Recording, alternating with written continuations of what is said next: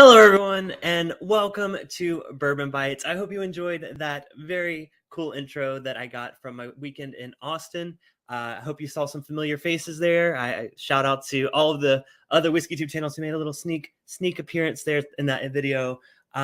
Welcome back. I actually didn't take any time off, so I don't know why I'm saying welcome back, but I'm back from Austin. It was a fantastic trip. We're going to talk a little bit about it later on tonight. But one of the highlights of that trip was going to Still Austin, which is an amazing distillery right by downtown. It was like literally 15 minutes from our hotel. So we had to go check it out. And I happened to meet their co-founder and CEO. So I actually invited him onto the show tonight, which is pretty cool. So we'll bring him on in just a second. I want to give a couple shout outs real quick. I saw a couple of people hanging out before the stream started. I see Fred Gilbert. Good to see you, Fred. Clifford, welcome, Clifford. He has some questions for Chris, so we'll get to the questions for sure tonight. Fred is a patron of the show, so thank you so much, Fred, for showing up. Sugar Kitty, your name is not Sugar Kitty tonight. You must have been on someone's stream changing your name because I don't get the reference. There's Sugar Kitty. There we go. There you go. Welcome back. Sugar Kitty is a Byte Club member, which is our YouTube membership. If you guys are interested in joining, there should be a little button down below that says join. Help support the channel there or Patreon. However you choose to support, it really does mean a lot. But the best thing you can do for this channel is to hit the thumbs up button. So if you're ready for a good show today, make sure to hit the thumbs up. Shout out to Wesley Zeller. Wesley, good to see you, my friend. Hope you are doing well. Brandon, an amazing mod here tonight, along with Donnie, the Linux cat. Hope y'all are doing well. Mr. Whiskey Shits, what's up, man? Scott Pigsley. Sherry, what's up, Sherry? How you doing? Emily Chambers, welcome back. Thank you. See, like I said, I was gone, but I was like not gone. In YouTube time, I wasn't gone. So, Sugar Kitty says that was quite a group of folks there. Oh yeah, man. I met so many people for the first time in real life this weekend. It was so much fun.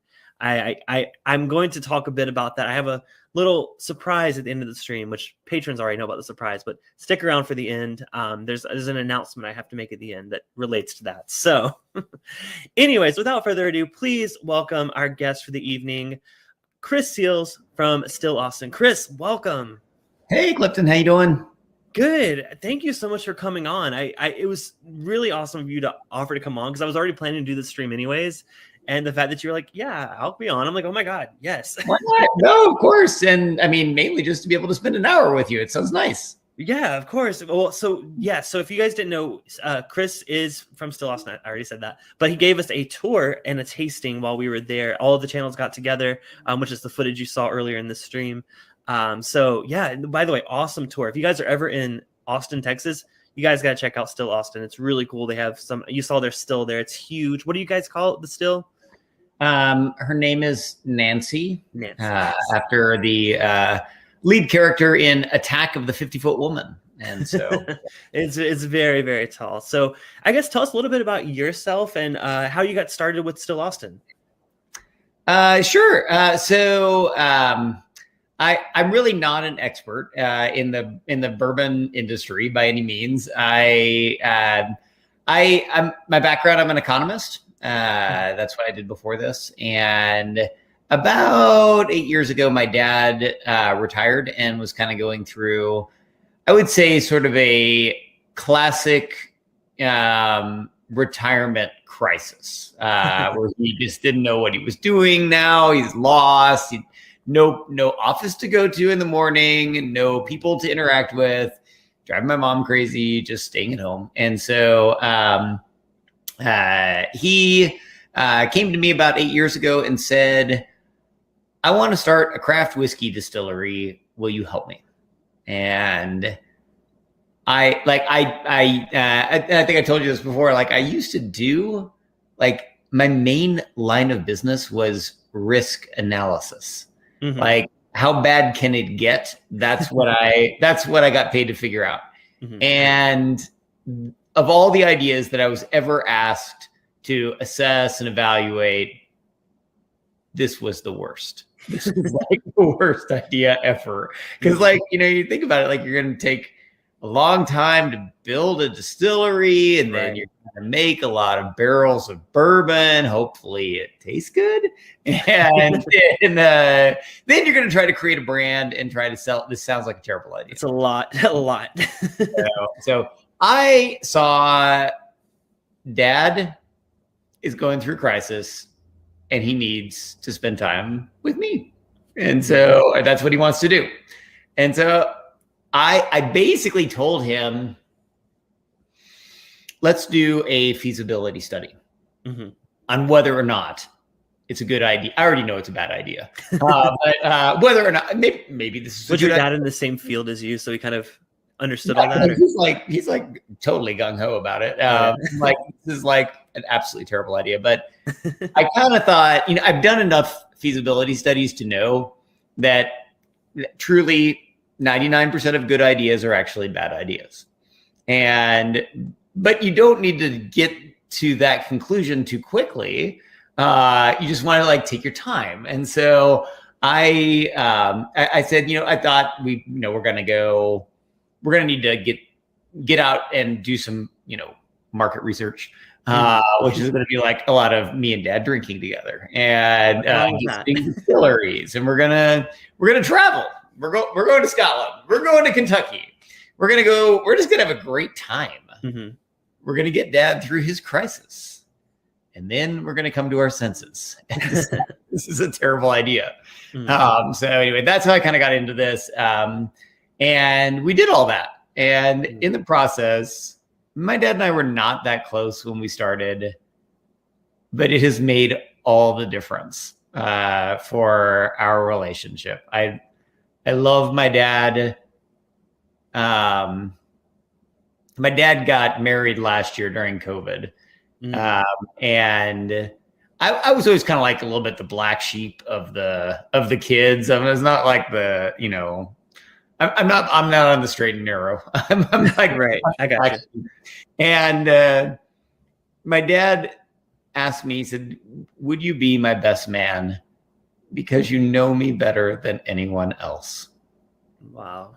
It's like, anyway, I just feel really, like if nothing else ever came of this, which is definitely the plan, I really wanted to do this just to spend time with my dad. And then about a year after doing all this, supposed market research,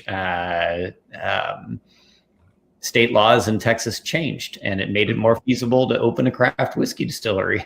So we did. Nice. So, always then when was that? What year was that? That was okay. Yeah. So that is going back to 2014. Okay. That we decided, okay, shit's getting real. We're gonna actually try to open a whiskey distillery.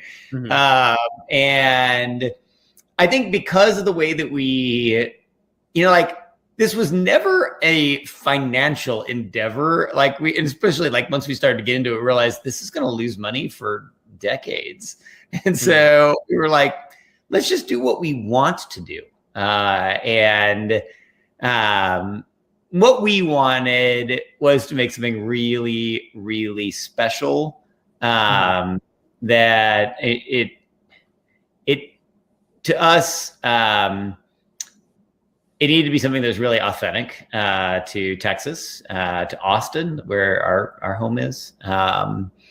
It needed to be, we really felt like we needed to make everything. I mean, a lot of whiskey distilleries, whiskey brands start off with some sourcing or partnerships, that sort of thing. But we really felt like to make something that was really special from Austin, it needed to be grown from grain to glass. Right here. We needed to make everything ourselves by hand. And it's kind of cool. Like, I mean, I learned a lot about our local grain varieties. We have some things that we can work with that are not common to Kentucky or any of the other major whiskey regions of the world. We have a Tex-Mex culture in Texas that has a lot of white corn in it. And that is a wonderful base for us to use for our bourbon. We have a variety of rye that grows really well in Texas called Elbon. Traditionally more of like a feed grain, Gotcha. but it tastes kind of sweet and spicy. And that's something that Texans tend to like. And so good good. You see it like in our barbecue or Tex-Mex. You could probably also describe, most Texans. They're sweet and spicy. It was my first time in Texas. I ate a lot of barbecue and a lot of Tex-Mex, so I had to go all out with that. So food there is just as good as I heard it was. So and what was your favorite barbecue? Did you try a couple? Honestly, so I wanted to try more. Actually, we have a good friend that was at the La Quinta, which is the hotel we all stayed at, who actually smoked, like he had like a whole roast pig. He had like ribs, like he had the whole spread, and it was all donations accepted, but like it was all included, so it was delicious. That was the best I had, but Okay. I wanted to hit up more place. I went to Salt Lake, there's just the airport one that they had, which is pretty good too. So I'm from South Carolina. I love barbecue, so that had to be like on my list of things to do. I also got tacos at this food truck. It was like, well, I guess it was like a food truck permanent setup thing. I think it was called Sabor Tapatio. I think that's what it was called. It was so good, man. The food was so good. So, well, they're a way of life. What was that? Tacos are a way of life here. Oh man, I'm from SoCal. We have good tacos, but you guys take it up a notch. I think it's pretty serious. Yes, and then Donnie said Pit Face Barbecue is the name of the company that was at the La Quinta. Thank you, Donnie. Yes. A friend of mine recently gave me the list of the top 115 Migas tacos in Austin. You know what? I had Migas for the first time. I didn't never even heard of it, but I had it at a brunch place. Yeah, it's like a very simple thing, right? It's like basically scrambled eggs and cheese and sausage and things like that, right? Yeah, some chips in there too. Yeah, it's really good. It was really good. I was really surprised. I love Mexican breakfast. That's like my go-to. Like, usually I'm a chilaquiles kind of guy, but I was like, I got to try this Migas thing because it was everywhere. I was like, I've never heard of it. Let's try it. Migas is yeah. Well, now that my mouth's watering, let's get something in our glasses. So I think we should start with the gin. So was the gin the first product you guys did, or did that kind of come as a result of also making the bourbon? Yeah. So the gin was completely, like most things at Still Austin, sort of accidental. We had a distiller, Ali Block, wonderful person, wonderful. And she was kind of working the night shift, and that meant that she had plenty of extra time on her hands. And she was a bit of a geek, and she wanted to make a gin. And I was like, actually, we're a whiskey distillery. So we actually don't make gin. But I'm trying to be like tongue in cheek with her, but I was like, I don't know. I mean, I don't know if that's something that we'd want to do. And she was like, well, what if I made a gin that whiskey lovers adore? And I was like, well, you just won my heart on that. And so we gave her some budget, and she started working on it. And for about a year, she did a different recipe, just really trying to think of something that would be very genuine to what we value. We're very community based. We're local farmers, local artists, do all of our labels. Everything's like from our region, so it's got to be very genuine. But also something that a whiskey lover would like. And so what she came up with, which I have to say I think is quite brilliant, she came up with a gin that is made from a base of rye whiskey. And the rye flavor comes through in the gin. And rye is something that most whiskey lovers adore. It's like sweet and spicy. It's, so it's a flavor that everybody likes. And it's at the center. And so all of the botanicals that are selected in some way complement and balance the rye. And it's just made for a beautiful gin. So should we get into it a little bit? Sure. Yeah. So I'm one of those people that has to be converted into like a gin drinker. My husband loves gin. That's like his thing. But for me, having a rye-based gin, I've had it at a lot of whiskey distilleries. It's always up my alley. This is actually really, we had to buy a couple bottles of the Still Austin gin while we were in Texas, because we currently it's not available out here in Southern California. My husband loves Yeah. it. He's like, this is his go-to gin for now on. So like, I'm gonna have to nice. source them out. Oh, So thank you. yeah. So I have it neat here, but I also made a fall cocktail because why not? This is an apple cider gin cocktail. I actually put the recipe for this down in the description below if anyone's interested in making one. But it's basically apple cider, cinnamon, gin. It calls for thyme, but I ordered it from the grocery store and they gave me rosemary, so rosemary. but it works. But it's really, really good. So I will save the cocktail. Actually, I want to try the gin by itself first because we were just talking. Yeah, I was like, try the spirit first by itself. Yeah. I don't know. What do you pick up on it? Like when you smell it? Huh. So to me, it's herbal, but not in the typical like juniper forward kind of way, which is a good thing for me. I'm not the biggest juniper fan. Mm-hmm. To me, it's spicy. I would say a little spicy. Yeah. Maybe that's the rye coming through. Mm-hmm. I don't know. What do you get on it? I get like I do get a little bit of juniper, but it's like to me, it's like coming in with the rye with that spice, and I also get a good amount of citrus. So a little grapefruit.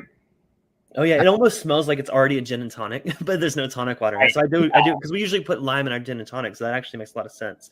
Yeah. I do want to mention, I forgot to mention, I'm actually doing a giveaway of all samples of all the bottles we're trying tonight. So if you want to make a cool cocktail like this, all you got to do is send a super chat of $5. Every $5 is an entry into tonight's giveaway. So you guys feel free to send in super chats. You can ask questions, and then if you have questions for Chris, but also it just does support the channel. So we're going to spin our wheel of whiskey at the very end of the stream, and someone's going to get a sample pack with the bourbon, the cast strength bourbon, and the gin. So you'll have enough to make your own cocktail and have a nice little whiskey flight as well. Nice. All right, so I'm going to go in and try the gin. Cheers. Cheers.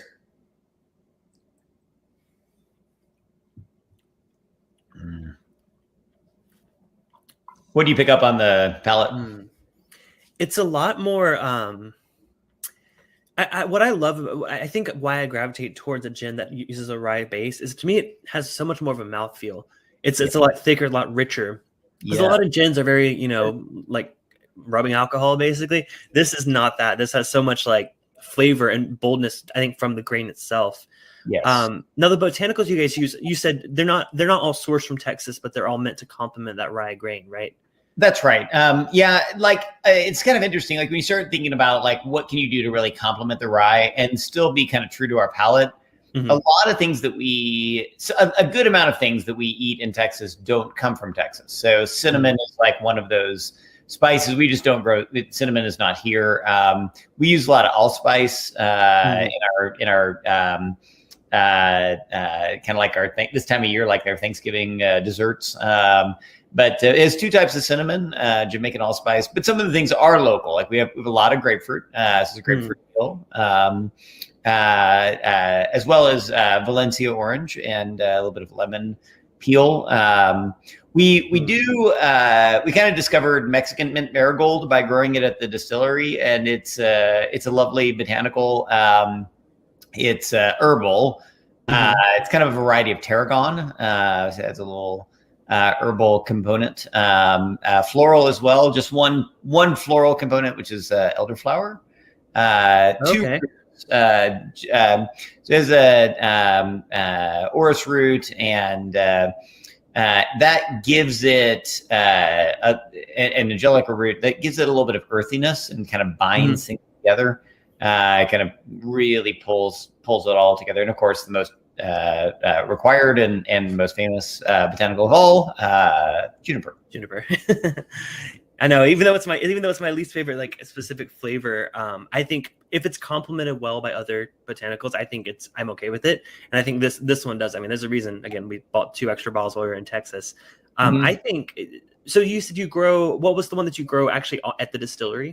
It's a tarragon variety called Mexican mint marigold.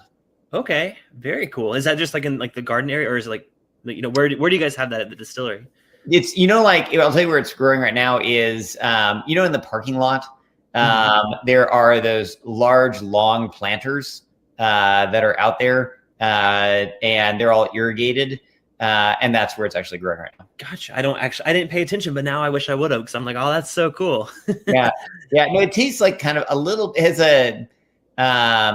It's a little bit of a hint of mint, a little bit of it's got the tarragon flavor for sure, and then maybe a hint of anise in its flavor, and so it's a nice herbal component, and is something that we wouldn't have really.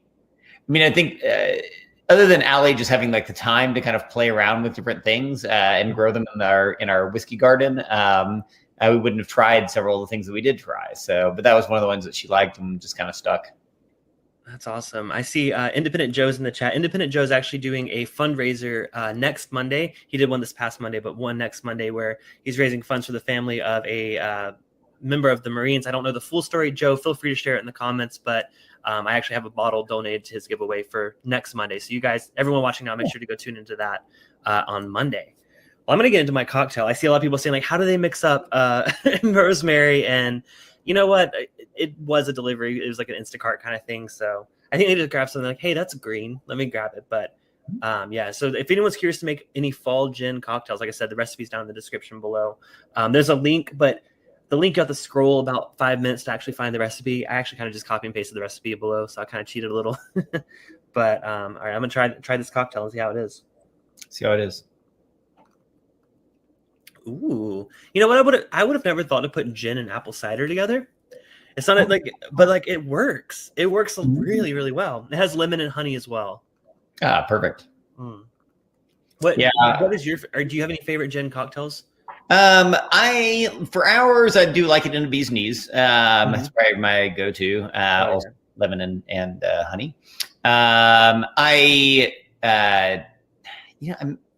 I make quite a few classics. I have a Negroni pretty routinely, and it does well in Negroni. French 75. I'm an equal opportunity person, though. I like to try cocktails too. I've never done a French 75. I was looking at recipes because I was trying to find a cocktail to make tonight. That sounds really interesting. I need to make one of those soon. Oh yeah, you'll love it. Oh really? Yeah, great. No, you can't go wrong with it. I do like the kind of booze forward cocktails.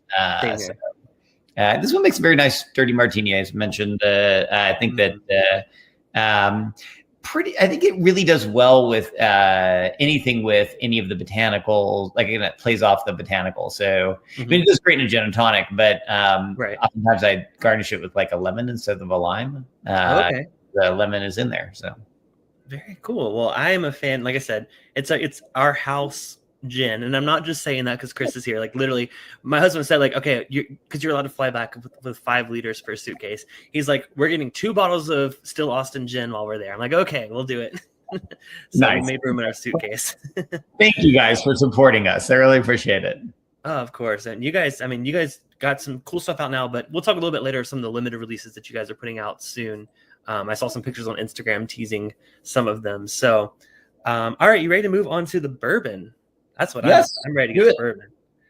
Let's do it. So tell us a little bit about how, I guess, this bourbon came to be. I know you guys said you guys knew it was a lot of risk to put out your own stuff, not source it like a lot of people do. Right. How did you know when it was time to start bottling it? Well, like you have to kind of have a lot of patience on this sort of stuff. And we started with quite a few different mash bills, different grain varieties that we grow here in Texas. Very, very fortunate to have Nancy Fraley on our team. We took her class years ago, just fell in love with her. One of the most knowledgeable people you'll ever meet in terms of just like the depth of her nose, her experience. The number of regions of the world that she's worked in whiskey making. So she's really pretty tremendous. She's also just genuinely, like, from a character and personality standpoint, just someone that I so highly respect. I just think that she's really, you meet people from time to time that can just, you just feel special getting to know them. And she's one of those people.